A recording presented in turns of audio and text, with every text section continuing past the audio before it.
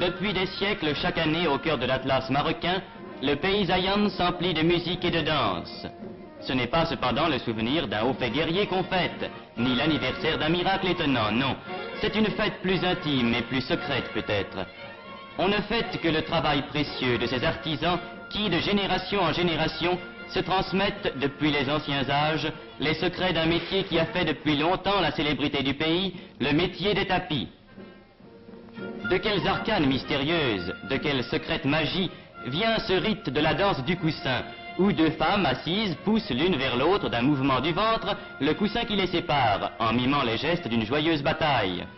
Rite aux significations perdues, mais qui aujourd'hui encore témoigne de l'ancienneté d'un métier d'art et de l'honneur qui lui fut de tout temps attaché.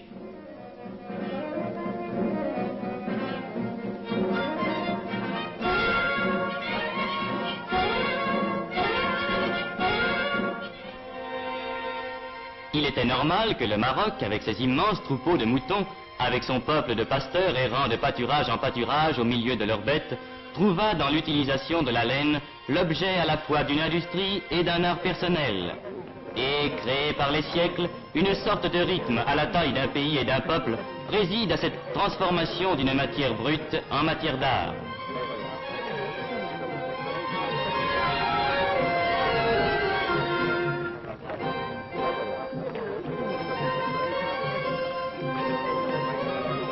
Des hauts plateaux, où au début de la saison chaude, les bergers tondent leurs troupeaux, la laine brute se répand sur les marchés des provinces, d'où elle prendra le plus souvent le chemin de la côte.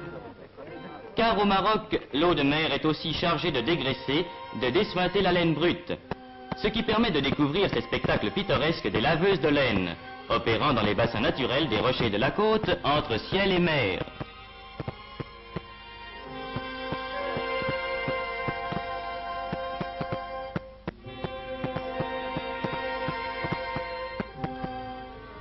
Images sorties tout droit des contes de tous les pays, cardeuses et fileuses s'en saisissent, et sur le vieux rouet dont le bruit résonnait autrefois sous tous les toits comme sous tous les ciels, à l'aide du fuseau que la légende entoure de propriétés magiques, la toison brute d'hier prendra son aspect classique de fil rêche et solide. Les siècles ici n'ont rien ôté au tableau classique de la fileuse. Fileuse d'ici, fileuse d'ailleurs, comme elle est mystérieuse votre ressemblance. Pas d'usine non plus pour la teinture des écheveaux. Le teinturier, fort lui aussi des traditions ancestrales, et à l'aide des mêmes produits, végétaux pour la plupart, opère dans son échoppe, triant ses couleurs, les broyant à la main, selon les antiques formules, préparant ses cuves de garance et d'indigo à la façon dont ses pères, voici des générations, préparaient les leurs. De ces cuves sortiront les laines aux couleurs rutilantes, dont l'éclat s'assombrira avec les années, mais dont le teint ne passera jamais.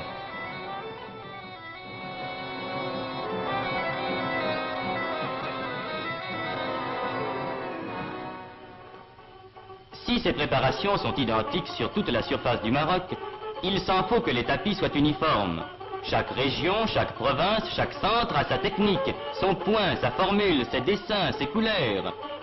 Dans certaines tribus, comme celle des Zayan, ce sont les hommes qui tissent, ou à tout le moins dirigent l'ordonnance du travail. Chez les Benim Guild, les femmes seules, au contraire, travaillent au métier.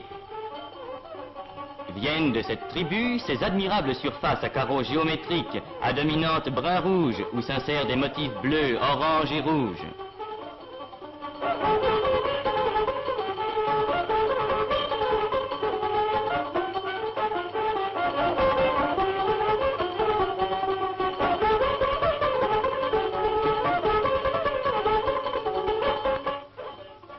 Chez les Benimtir, pourtant voisins, le dessin est différent. Et sait-on que dans l'esprit des Berbères, le côté haute laine du tapis est en réalité l'envers, puisque l'autre face seule laisse voir avec netteté les contours du dessin. Voici autour de Fès, l'une des anciennes capitales, les tapis de la tribu des Aïtioussi, dont les couleurs font apparaître les jaunes, les orangés et les rouges de ces vallées fleuries. Voici les marmouchas qui s'apparentent aux toisons sauvages.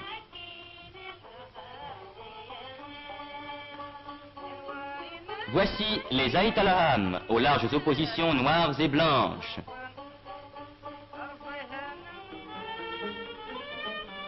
Si nous passons Marrakech, la ville rouge des légendes, autre ancienne capitale, voici les Chichaouas, qui comportent toutes les gammes de la Garance et sortent de motifs asymétriques.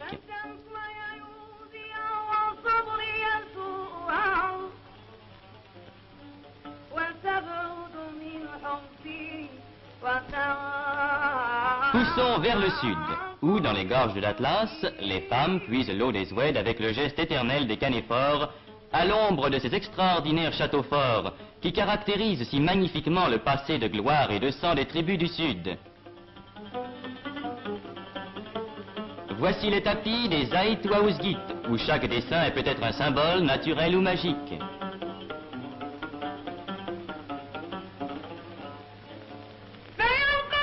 Revenons à Rabat, la cité maîtresse de l'art des tapis marocains, où nous retrouvons transposés avec un ton particulier les signes de la tradition orientale. Tous ces tapis, on les trouvera tout frémissants de leurs couleurs neuves, chatoyants et chauds, à leur sortie du métier sur un de ces marchés qui se tiennent régulièrement dans les bourgs de province et les capitales de tribus. On les trouvera étincelant par terres artificielles, avec leurs points encore rêches et leurs franges immaculées, objets de marchandage interminables, thèmes à discussion sans fin entre vendeurs et acheteurs, mesurés à la coudée, et sans doute plusieurs fois, car l'erreur est humaine, et souvent vendus à la criée dans l'ombre bleue d'un jardin.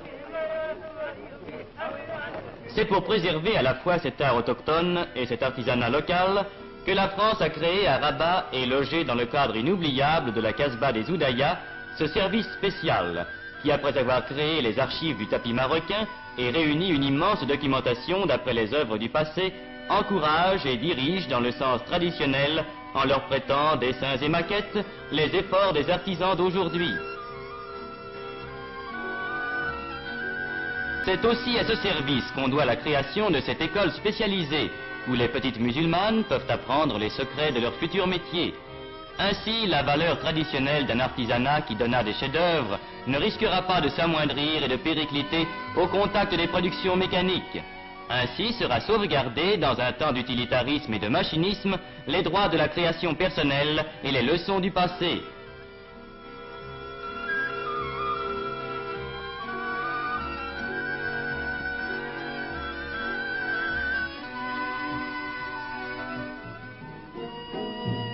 C'est dans ce sens de sauvegarde de la qualité qu'a été créé encore l'estampillage après contrôle, protection pour l'artisan et garantie pour l'amateur.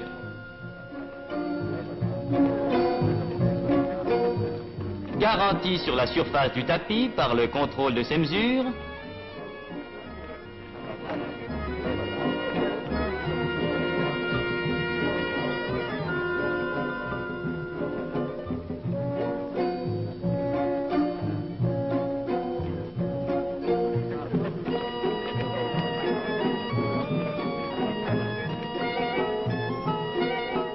Garantie sur la densité du travail par le contrôle du nombre des points au décimètre carré.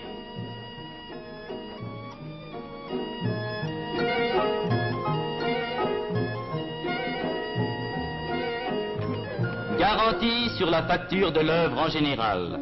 Ce plomb et ce sceau à l'étoile chérifienne seront garants que le tapis est bien une œuvre d'artisan, un travail d'homme ami de son métier, la continuité d'une tradition vivante et noble. Une tradition de qualité aussi noble et aussi ancienne ne peut manquer de comporter une part de religion et de magie. Ainsi, par exemple, à Rabat, la fabrication des tapis s'accompagne de rites précis et compliqués. Pour ourdir la chaîne, après avoir répandu du sel pour écarter les mauvais génies qui voudraient hanter le tapis, on allumera un flambeau près de chaque piquet d'ourdissage, qu'on flanquera de pièces d'argent pour que le tapis futur soit clair et brillant.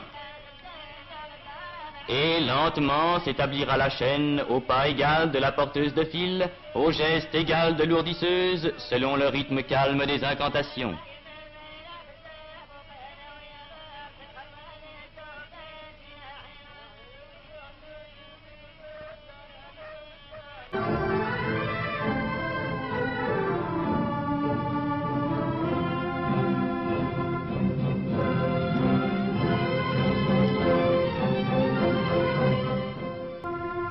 La la chaîne ourdie sera montée sur le métier.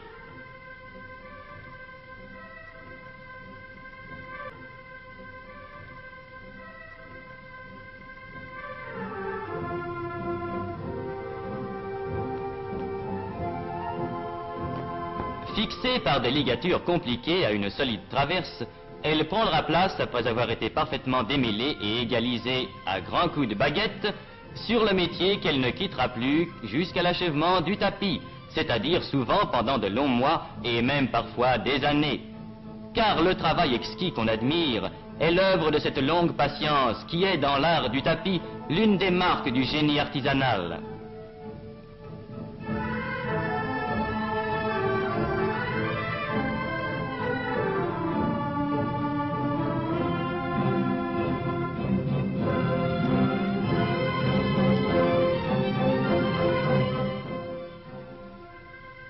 La tisseuse, son modèle devant les yeux, va maintenant d'un geste calculé et parfaitement mesuré entreprendre et poursuivre, nouant le point, tranchant la laine, le travail long et précis duquel naîtra cette harmonie de couleurs chaudes qui sera un jour un tapis.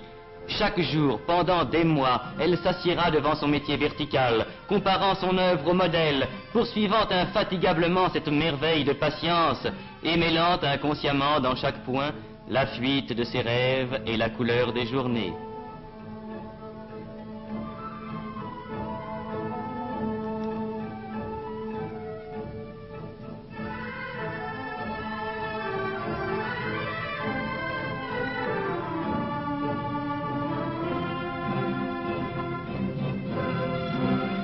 À chaque ligne, elle s'arrêtera un instant, tassera l'ouvrage avec le peigne de fer, lancera un mot et reprendra patiemment son travail coloré. Les jours passeront. La chaîne peu à peu se raccourcira et un jour viendra où le dernier point sera noué. Jour heureux, jour sacré. 7 fois de son peigne trempé d'eau, la tisseuse frappera le chef du tapis terminé en disant à chaque coup « Il ne nous fera pas honte devant Dieu et devant l'esclave ». Cri d'orgueil et d'adjuration.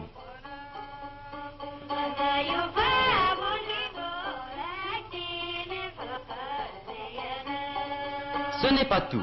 On lui assurera le piquant et l'attrait en le frottant d'un piment. On brûlera 5 fils de lisière pour lui donner, aux yeux de l'amateur, la chaleur qui le séduira. Est-ce tout? Non. Avant de le détacher, il reste à observer d'autres rites. Car le tapis achevé est devenu lui aussi matière magique, porte-chance et source de sortilège. On ouvre au centre une première porte, en murmurant des litanies, et par cette porte passera la fille de la maison ou la jeune apprentie. Ainsi arrivera-t-elle vierge au jour béni de son mariage. Il reste encore à pratiquer 4 autres portes, dites les portes du paradis et du bien-être, avant de détacher le tapis. Et les rites seront accomplis. On pourra, sans danger de pernicieuse magie ou d'envoûtement, marcher sur cette laine débarrassée des mauvais génies.